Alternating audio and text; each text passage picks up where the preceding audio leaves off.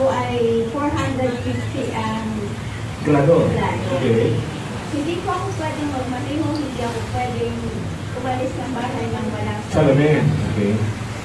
So, lahat ng aking mayroong may extra lagi ako salamin. Kasi pag nalimutan ko, hindi ako makakakita. So meaning ma'am, kayo, pag wala kayong salamin na may grado, tama? Hindi kayo makakapaglakad na maayos o hindi makakakita. 450. 450. Sige po. Noong inalok po ako ni Ma'am Nika, nag-talk po pa po ako na kasi sabi ko, hindi ko pwede sa akin nung walang grado. Ang ginawa ko mo, para ako makapag, yung salamin ko, hinanapan ko ng frame na doon sa Lens. na to. Ngayon, sa madalit sabi, wala akong pumasya.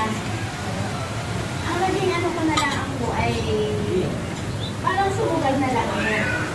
Kung effect ko sa mata ko, ako, within 10 days, na parang nararamdaman ko, araw-araw kong ginagamit itong salamin, nakakapag-drive lang ako. Wow!